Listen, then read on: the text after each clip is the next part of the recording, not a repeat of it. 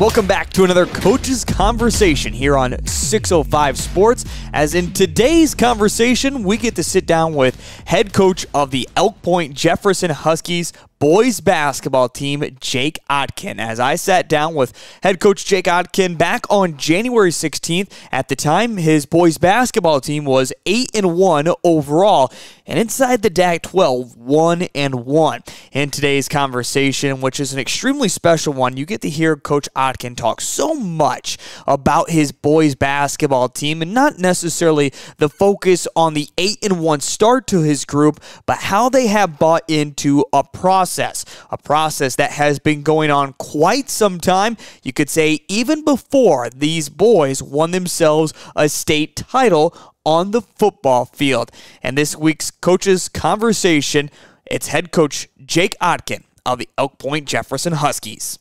Well, Coach, as we get ready for this matchup against the Vermilion Tanager boys, before we talk about this matchup, let's talk about this season. I've been fortunate enough to watch you kind of progress over the past few years with this team that seems like they start off as freshmen and sophomores and just stuck with it. Of course, as you know, it hasn't been the prettiest at times, but things are finally, it seems like, at that peaking point. How has this kind of guys that you've been coaching over the past few years finally started to grow up in front of you and finally having that success? Yeah, I think we have a great, that's a credit to the kids. We have a great group of kids that have bought in every aspect of our program. You know, the group of seniors we have right now were freshmen when I came here to Elk Point-Jefferson, and just they love being in the gym. They love competing, no matter what it is. I mean, you could throw a hacky sack out there to these guys, and they'd be the ones that want to win it. So it's just one of those things where we have a great group of kids. They come from great families, great backgrounds, and they have that competitive drive to want to succeed. And they've bought into what we're trying to do. They, the foundation's been laid. They've really bought into what we want this program to look like, and there's zero selfishness. They just want each other to be successful and us to be successful as a team. And when you have a great group of kids like that really want each other's success, it really makes it easy to go forward as a program. Well, you talk about this success, and I feel like it also translates a little bit from the football field, because some of these guys played football. Of course, winning a state title for the first time in school history. I mean, the entire fall season was just so exciting to see that football program succeed. Did it kind of start there for some of these guys, just watching that success slowly build and then winning a championship and wanting it to carry right over into basketball? I think absolutely it does. They say winning, or success breeds winning, and winning breeds success. And kids want to continue to do it when that happens. And I think that's a big part of it. One of the biggest things, like we talked about with these guys to start the year, is we have a couple guys that see quality minutes for us that didn't play football. But we only have two of them that didn't play football, but one of them ran cross country and another one was in the weight room the entire time throughout the fall. But if you go back and watch that state championship football game, those two guys that didn't play football were in the front row of the state championship football game, being these guys' biggest fans and biggest cheerleaders, so to speak, on the sideline. So even though they weren't out there physically with them on the football field, they were still there supporting them and having their best interest at heart. And I really think that shows just where these guys are as a team and how much they truly care about each other. But you have those successes like football, state cross country, and, they had some state cross country runners, things like that. Our volleyball team had a great year as far as that goes. And you see those successes in those different sports, and these kids start to realize, hey, we can compete, we can do this, and have success doing it. And that really breeds the fact that they want to be out there and continue to compete. Of course, we have to give you some congratulations as well. Of course, you were part of that football coaching staff as an assistant coach. So, I mean, you, of course, got to see it right there, hands-on. Talking about this season, going up against the Vermilion Tanagers, 8-1 overall. I got my chance to watch you at the Hoop City Classic when you took on a great Waconia, Minnesota team, a very high-paced team that scores a lot of points. But even going back to kind of the beginning of the season against Madison and Sioux Falls Christian, at what point did you realize this was going to be a special group of kids? I think dating back to the summer, we just had a really good summer. We have a lot of kids that play baseball, so we weren't all there at all the time. But just the investment these kids had in the summer and the success we had this summer, you could kind of tell that it was starting to click and come together for these guys, and we were going to be successful. But I think the Madison game, we started off slow, but the second half, we really picked it up. And then come to the Sioux Falls Christian game, we really got off to a slow start. It was 17-4 to start the game, and then we played Sioux Falls Christian even the rest of the way. And you think, you don't let them get out to that early lead. That's anyone's game, and we're right in that game. And that kind of gave our kids the understanding that, hey, they can do this. They can compete with anyone in the state. That's a state tournament team from last year and one of the top teams in the state this year. And I think they just kind of realized, like, hey, we know we can play with these guys. We know we can compete. We know strength-wise and speed-wise we're just as good as everyone else. So we got to put that together going forward and use that to our advantage to compete against these teams in our tough region and tough conference. Before we talk about the Vermilion Tanagers, something else that really jumps out to me about your squad, and this is, I guess, comes from you as a coach as well, is how deep you will go into your bench. I mean, you're keeping a lineup of course, you're starting 5 here, but then you're going 4, 5, 6 deep into the bench, which has this rotation. But then, of course, that comes with the emotions of players. Hey, maybe I'm not getting as much playing time. How has that been able to manage so well, translating into this winning record? I think we just keep reminding them that, like the Ponca game, you take that for example, and it's an 8-point game, and whether you played 30 seconds in that game or 5 minutes or 15 or 20 minutes, you contributed to a close win against a good team. And you just have to understand that when you get your shot, you got to go out there and seize it.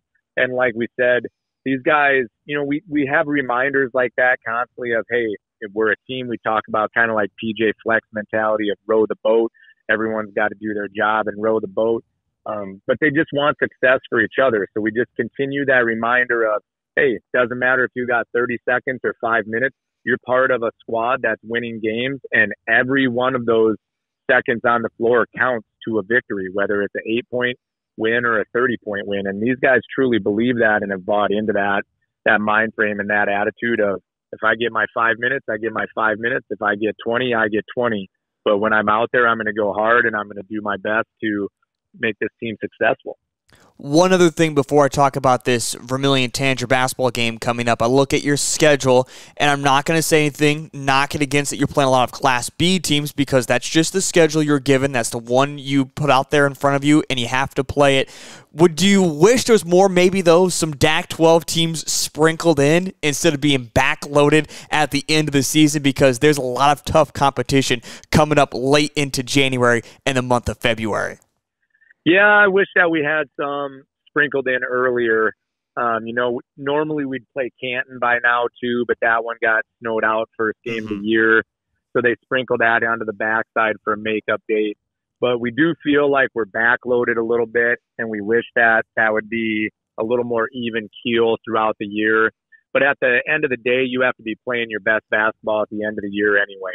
No one wins a championship in the first part of the season, so we know we have to be playing our best basketball at the end of the year, and we got good teams that will test us at the end of the year. So it's really going to show us if we're hitting our peak and playing the best basketball that we can at the end of the year. The one nice thing about the B schools that we do play is every single one of them is over 500. So the beauty of that is if we're going to play B schools or have them on our schedule, we want those B schools that are competitive year in, year out.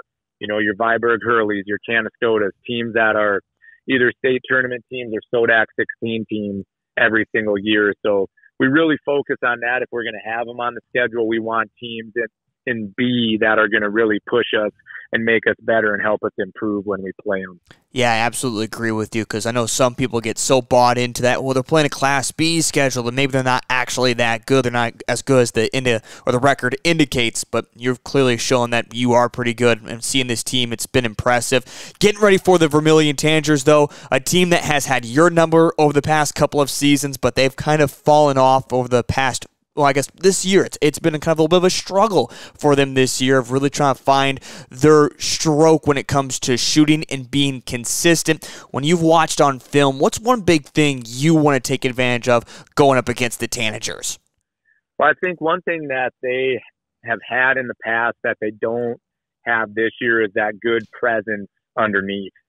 And I'm not taking anything away from the Skogsberg kid, because I think he's a good player. But when you don't really have anyone else to give you extra minutes in your second rotation, Carter has to do a lot for that team to guard the other team's post player and do it consistently game in and game out. And I think not having that second or third guy to be able to come in and give them those minutes in the post is something we got to be able to take advantage of and utilize. And then we can't let them get hot from three. I think that they are a good shooting team when they find their stroke and get in rhythm, and we don't want to let them get going and let their shooters get consistent. The Hanson kid, the Robinson kid, both those kids can really stroke it if you let them get going, and they have a couple others off the bench that can do that as well. So you got to really mind your P's and Q's on defense, get a hand in their face, and don't give them easy shots, and let them get going from three to gain that confidence. That's going to really help them. I guess in my film study, the game I got my opportunity to call earlier this season against Waconia, Minnesota, one thing that jumped out immediately to me was how quick your team likes to go and how nice you guys can spread it around, look for that right shot. Are we going to see that again against Vermilion? Yeah, I think we want to try to take advantage of that. Vermilion does a pretty good job of getting back in transition defense. They usually have one or two guys back. I think just for us, we have the ability to go that 10, 11 deep and be smart with the ball in transition. And any one of those guys that comes in the game is a threat to score, which makes it hard to really game prep for us, because if you try to stop one or two guys, there's going to be one or two more that are going to take advantage of that. So we always want to play quick, but we always want to play controlled quick too. So we don't want to play too fast where we're out of control with it, but we got to play controlled with it. And then when you're playing a team like Vermilion, you got to play controlled to the point where you're finishing over and around contact and not through it, because they're a good team as far as taking charges. That's one thing we know that they emphasize is stepping in front of the ball and taking a charge. So we got to be smart with how we're attacking the rim and not play through people, but play up over them and around them. Coach, before I let you go, I want to circle back to your team and just focus on your group of guys for a moment. What makes a basketball team so special is not what they do on the court. Yes, that's great. That's how you do win titles, but ultimately it comes together as a family. And one big thing you've emphasized this year is kind of the hashtag Be All In. I know this past weekend you guys did actually kind of a big event together as an entire team. You went and watched the USD SDSU game. You even had a pregame meal before that. Where does that mindset and how does that family bonding all come together to make this a special team? Yeah, these kids love each other. And one thing we've always emphasized from a coaching standpoint, I'm lucky to have just amazing assistant coaches along for the ride with me, with Coach Ronning and Coach Timmons, who do a great job emphasizing this too, is just loving each other. Not just so much, loving our guys as basketball players, but loving them as kids and making sure that we're there for them as more than just a basketball player, and teaching them to be good fathers, husbands, sons, brothers going forward in life.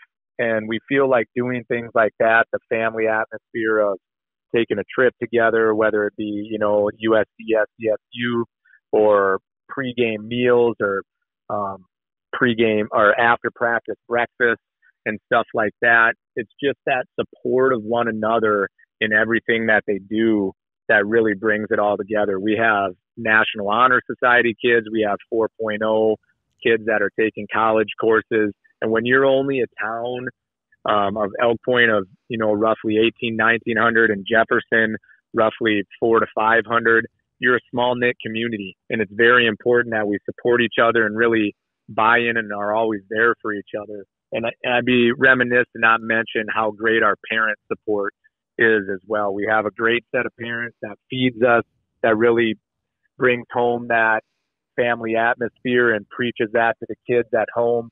They've been raised correctly and respectfully. And I think that just goes full circle for the kids that we have, the parents that we have, the support we have, and then us as coaches tries to return that to them and be there for them in everything that they do and not just basketball. And when you have that kind of atmosphere and that kind of culture in your program, it makes it really easy to be all in. Once again, that is head coach Jake Otkin of the Elk Point-Jefferson Husky boys basketball team.